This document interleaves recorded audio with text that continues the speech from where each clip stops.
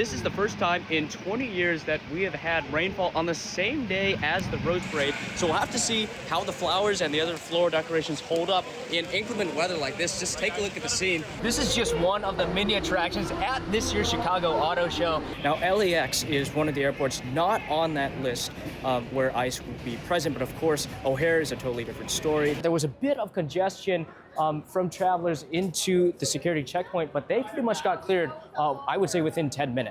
Those who didn't vote for you in the primary, who might not vote for you in the general election, how do you convince them that you will be a leader for everyone? It's been showers on and off, but right now we seem to be getting hit pretty substantially. Now, the parade starts in around 50 minutes at 8 a.m. Protesters, as you can see behind me, following Israeli Prime Minister Benjamin Netanyahu's meeting with President Donald Trump. As you might be able to see behind me, we have a lot of local artisans and vendors selling everything from jewelry to artwork to pottery to even stuffed animals, while saying that the president has, quote, an alcoholic personality, despite President Trump in the past being openly against alcoholism. Here's what Secretary Leavitt had to say to reporters. Take a listen.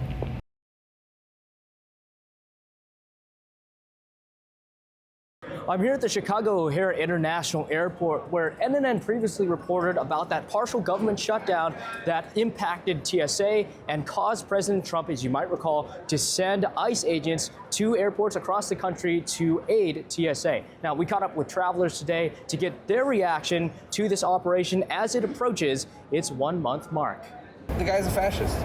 He's just doing populist stuff. This traveler says President Trump's decision to send ICE to airports is a show of power. People they don't like live in Chicago, right? So he's putting people at the airport in Chicago, and that shows his base. Oh, look, our president's doing so. It's just theatrics. Some TSA agents began calling in sick due to the partial government shutdown, now lasting over 60 days. Train to Terminal 2. Even so, one frequent flyer says these delays aren't bad right now. I was flying in from Dallas this morning, or this afternoon actually. There was like literally nobody. And back on campus, one international student saying ICE wasn't exactly top of mind, nor did the agency do much to ease the long lines during spring break. One thing that was going on in my mind was I wish I had TSA pre-check. If you're Turkish, you don't qualify for Global Pass or TSA pre-check or anything. Travelers taking precautions at the terminal and urging others to do the same. Make sure your papers are present and make sure your papers are ready to present to whoever, because they will grab you. At O'Hare, Philip Lamb, Northwestern News Network.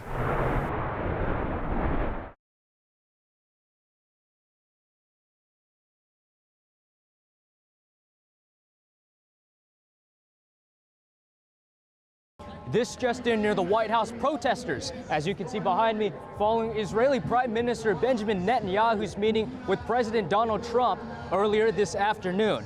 The two leaders agreed to a peace plan, but clearly not everyone is on board. Protesters gathered Monday afternoon near Lafayette Square to criticize Israel's war in Gaza. Among the demonstrators, one Jewish organization who says Netanyahu is conflating religion with politics. We are terribly upset when we are seeing Netanyahu, Prime Minister of Israel, coming here to the White House meeting President Trump, supposedly representing all Jews, and sadly supposedly representing the Jewish religion. Others are urging Congress to oppose continued funding and halt the supply of weapons to Israel. An arms embargo is the only way to ensure that Israel is held accountable for its actions and that they're not able to massacre thousands and thousands of innocent Palestinians. Reporting in Washington, Philip Lamb, Medill News Service.